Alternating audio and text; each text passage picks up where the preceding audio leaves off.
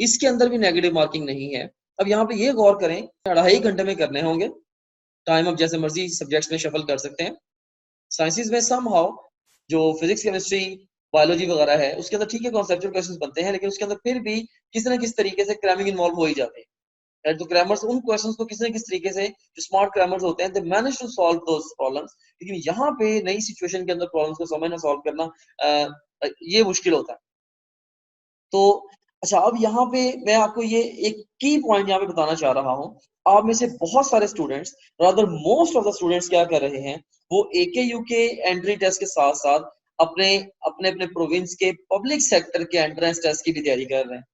For example KVK के students ईटा की तैयारी कर रहे हैं, सिंध के जो स्टूडेंट्स हैं MCAT सिंध की तैयारी कर रहे हैं, पंजाब के जो स्टूडेंट्स हैं MCAT पंजाब की तैयारी कर रहे हैं, बलोचिस्तान वाले भी जो UHS के MCAT उनका होता है उसकी तैयारी कर रहे हैं, इस तरह से AJK वाले भी MCAT की तैयारी कर रहे हैं, so on state entry test की। तो सारे के सारे पब्लिक सेक्टर के जो मेडिकल कॉलेज उनकी तैयारी भी कर रहे हैं। तो अब AKU के अंदर चूंकि सीटें बहुत थोड़ी हैं और कंपटीशन बहुत ज्यादा है पूरे पाकिस्तान से, बल्कि पूरी दुनिया से लोग अप्लाई करते हैं, और सीटें उसके मुकाबले में बहुत ही थोड़ी हैं, 100 के अराउंड है। तो इसमें ऑफ कोर्स जो ट्रूली स्मार्ट हैं और इवन लकी भी हैं, they would manage to secure admission in AKU, right. तो हर एक के बस की बात भी नहीं है, और हर कोई लकी इनफ भी नहीं है इन दिस सेंस, क्योंकि बहुत सारी ब्रिलियंट स्टूडेंट्स भी AKU में एडमिशन नहीं ले पाते। इसलिए मैं सजेस्ट भी यही करता हूँ कि always have a backup plan. AKU best standard है, आप ट्राई करो, लेकिन साथ आप सिर्फ AKU पे रिलाई ना करो। खुदा ना आप ये इस तरह से सोचो कि जैसे कहते हैं ना, hope for the best, prepare for the worst. Best ये आपको AKU में दाखिला हो जाए, लाइफ इज गुड। खुदा ना खासा अगर नहीं होता, you should have a backup plan. हाँ यार, अगर नहीं भी हुआ, पब्लिक सेक्टर का मैं टेस्ट दे रहा हूँ या नम्स का मैं टेस्ट दे रहा हूँ, इसके थ्रू मैं मेडिकल कॉलेज में पहुंच जाऊँ, एंड सो ऑन। आप लोगों ने एक बहुत ही स्मार्ट जो स्ट्रेटजी है ना AKU कैंडिडेट्स की तैयारी के लिए, बहुत स्मार्ट स्ट्रेटजी वो ये है कि आप मैथ और साइंस रीजनिंग को पैरेलल डेली बेस पे एक एक 1.5 घंटा देना शुरू कर दें, और दूसरी तरफ से अपने पब्लिक सेक्टर के एंट्रेंस की मुकम्मल तैयारी रखें। तो क्योंकि पब्लिक सेक्टर के जो तैयारी के साथ साइंसेज आपकी खुद ब खुद तैयार हो जाएगी, और जो मैथ और साइंस रीजनिंग जो कि रियली चैलेंजिंग होगा आपके लिए on the AKU entrance exam, उसके लिए आपने डेली बेस पे एक एक 1.5 घंटा देना शुरू कर दिया है। वैसे भी मैथ और साइंस रीजनिंग, खासतौर पर मैथ रीजनिंग से आपके रिफ्लेक्सेस भी शार्प होंगे, क्योंकि आपको फिजिक्स और केमिस्ट्री के न्यूमेरिकल्स वगैरह सॉल्व करने में भी हेल्प करेंगे। तो इनको आप साथ इस तरीके से कैरी कर लें, ठीक है। तो मैं ये नहीं रिकमेंड करता कि आप टोटल अपनी तैयारी जाओ सिर्फ और सिर्फ AKU के ऊपर फोकस कर दें। मैथ और साइंस रीजनिंग को डेली ले चलें, और बाकी अपने पब्लिक सेक्टर के मेडिकल कॉलेज के एंट्री टेस्ट की तैयारी करें, और अल्टीमेटली एग्जाम में जाके बैठ। तो बहरहाल इसमें मैंने आपको ये पॉइंट जनरेट किया है कि आधा पेपर आपका सिर्फ मैथ और साइंस रीजनिंग में से है, और बिलीव मी कि इन दोनों मजमूनों की जो तैयारी है वो कुल मिला के शायद 50-60 घंटे की है, इससे ज्यादा की ये तैयारी नहीं है, ठीक है। तो आप इन सेगमेंट्स को थोड़ा सा ध्यान से देख लें, हो सकता है कि ये आपके लिए AKU में एडमिशन का बायस बन जाए। All right. उसके बाद फिर इसमें होता क्या है, साइंस रीजनिंग के अंदर एक पैसेज होता है जिसके बाद उन्होंने एक या एक से ज्यादा सवाल दिए होते हैं, मोस्टली एक से ज्यादा ही होते हैं। आपने हर सवाल के सही जवाब को चूज करना होता है। और अच्छा, इसके बारे में मैं बताना ही चाहूंगा कि मोस्ट फियर्ड सेक्शन है for most of the students, but for wrong reason.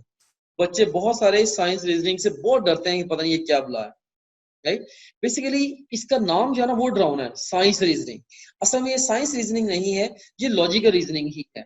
Basically science reasoning के सेगमेंट के अंदर वो आपका नॉलेज टेस्ट नहीं करते, बल्कि वो करते क्या है, वो पैराग्राफ के अंदर वो सारी इंफॉर्मेशन जो कि आंसर देने के लिए रिक्वायर्ड होती है वो आपको दे देते हैं।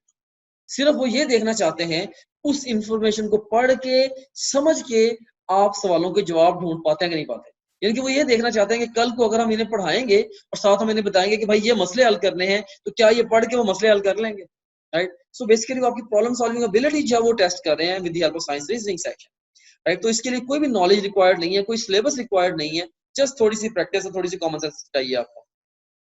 तो यू सीन है, तो ये जो लाइन मैंने लिखी है ये बड़ी इंपॉर्टेंट है, आप लोगों को काफी ज्यादा ये क्लियर कर देगी आपका concept about the science reasoning. You seen here, इसको हम तसल्ली से पढ़ते हैं।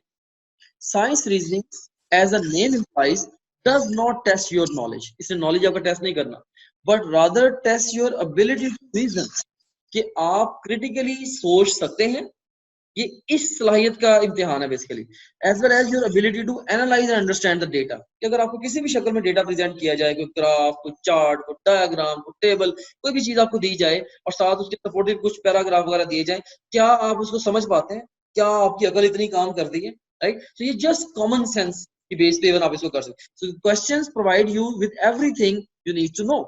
हर चीज आपको एग्जामिनर ने बतानी होती है पैराग्राफ के अंदर ही, right? So you have to reason your way through like a scientist using the scientific method. तो आपने scientific method को यूज करके आपने गिवन पैराग्राफ में से ही अपने आंसर को ढूंढ के बड़े स्मार्ट तरीके से आपने सही सही आंसर तक पहुंचना है हर क्वेश्चन के लिए, राइट? सो सादा सी बात ये है, साइंस रीजनिंग सब्जेक्ट, इससे आप डरते ज्यादा हैं, इतना डरने वाली ये चीज नहीं है। इसमें आसानी से नंबर आ जाते हैं और ये शायद वाहिद सेक्शन है जिसमें से बच्चों के 30/30 नंबर भी आते हैं। उनके सारे सवाल भी इसमें से ठीक हो जाते हैं, क्योंकि ऑफ कोर्स जिनकी एबिलिटी, थिंकिंग एबिलिटी है, वहीं से पढ़ के, जैसे मैं आपको कहूँ भाई बुक पढ़ के आपने ये सवाल है, बुक पढ़ के इनका जवाब दे दो, तो इट्स इजी, राइट? इसमें नो डाउट कि वो थोड़ा सा डेटा कुछ ना कुछ घुमा के देते हैं, of course they want to test your thinking ability, लेकिन फिर भी इट्स इजी, क्योंकि जहां से आपने जवाब देना है वो इन्फॉर्मेशन आपके पास है in the form of paragraph. तो आपने क्या करना है, वहीं से उसको पढ़ के हर सवाल के साथ लॉक कर करके अपने आंसर तक पहुंचना। तो इसके लिए आपने बिल्कुल भी ये ना सोचें कि मैं दुनिया जान की ये किताबें उठा लूं और मैं साइंसेस की सारी चीजें पढ़ लूं, क्योंकि लाइक जो भी पैराग्राफ आपको साइंस रीजनिंग का आना है ना, आप भले 10,000 पैराग्राफ प्रैक्टिस कर लें, most probably that would be unseen. वो कोई नया ही पैराग्राफ होगा, most probably that would be unseen. हाँ, लेकिन अगर आप जो पास्ट में जो पैराग्राफ्स आ चुके हैं 6-7 साल के अंदर, अगर आप उनको अटेम्प्ट कर लेते हैं तो आपको काफी अच्छा अंदाजा हो जाएगा, यार अच्छा एग्जाम इस तरह से फोकस करता है, तो इससे मिलते जुलते सवाल आएंगे, yes I can work with this. तो पास्ट क्वेश्चंस को प्रैक्टिस करने से आपको काफी सारा कॉन्फिडेंस भी मिल जाता है, हाँ यार इस तरह के सवाल मैं आराम से कर सकता हूँ, बगैर तैयारी के भी कर सकता हूँ, और आपके कुछ रिफ्लेक्सेस बिल्डअप हो जाते हैं, आपकी ओवरऑल अप्रोच बन जाती है, अच्छा इस तरह के सवालों को इसी तरीके से हल किया जा सकता है, एंड सो ऑन। और यही इसके लिए साइंस रीजनिंग के लिए रिक्वायर्ड है। सो यहाँ पे मैं वंस अगेन कि आप इस सेक्शन को भी मैथ रीजनिंग के सेक्शन की तरह क्लियर नहीं कर पाते अगर आप लॉजिकली और आउटसाइड द बॉक्स नहीं देखना जानते।